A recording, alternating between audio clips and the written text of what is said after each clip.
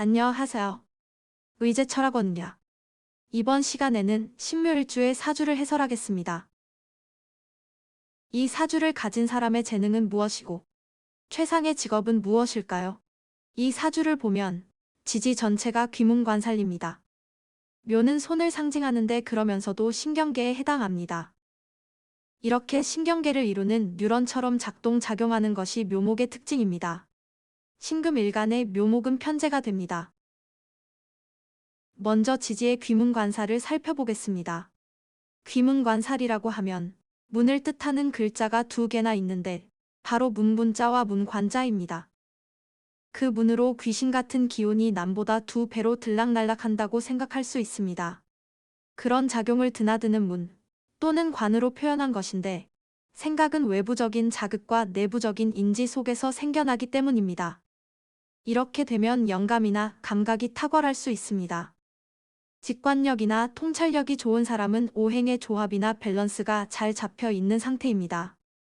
그러나 이 조화가 어긋나면 형, 충, 탁, 해의 피해를 입으면서 나쁘게 작용하여 문제가 생기게 됩니다. 귀문관살은 부부 간에는 의처증이나 의부증으로 나타나기도 합니다. 흔히 감각이나 통찰력이 좋은 사람을 귀신처럼 알아챈다고 말하기도 하는데 이 또한 남들에게 없는 자신만의 뛰어난 능력인 것입니다. 이러한 재능이 특수한 학문이나 직업적인 일에 연관되면 탁월한 성취를 이룹니다. 또 귀문관살의 작용은 명상, 수행, 종교적 심취로도 볼 수 있습니다. 귀문관살은 용신이 식신상관과 같은 창조적인 사고의 별을 만나면 예술, 문학 분야에서 두드러진 활약을 합니다. 기생충으로 아카데미 영화제에서 감독상을 받은 봉준호 감독이 이런 유형의 형태가 아닌가 싶습니다. 귀문관살 중에서는 특히 일지월지를 중심으로 묘신, 인미가 강하게 작용합니다. 사주를 이해하기 위해서는 십천간, 십이지지에 대한 이해가 필수입니다. 그 다음에 60갑자를 이해하고 나면 십신으로 넘어갑니다.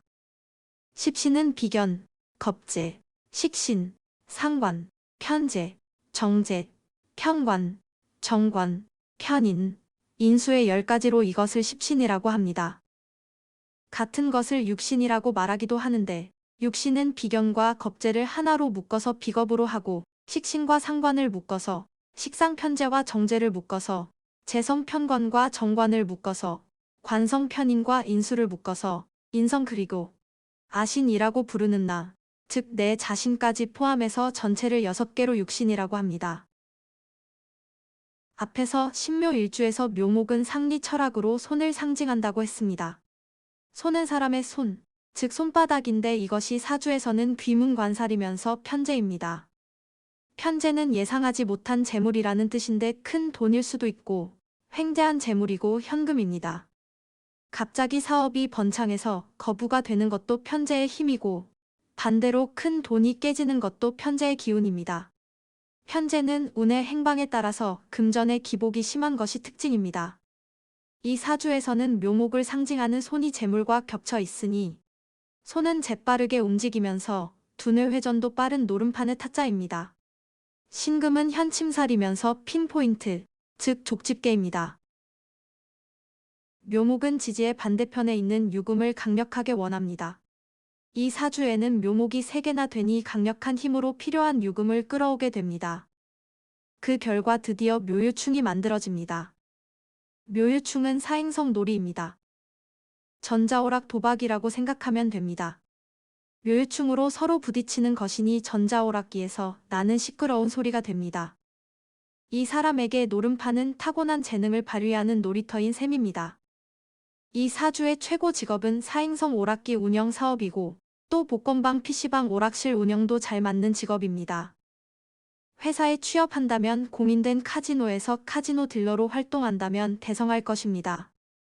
모름지기 사람은 자기에게 부여된 특별한 재능이 있으니 그 재능이 무엇인지 찾아내서 재능을 갈고 닦는다면 그것이 하늘이 부여한 천직이 됩니다.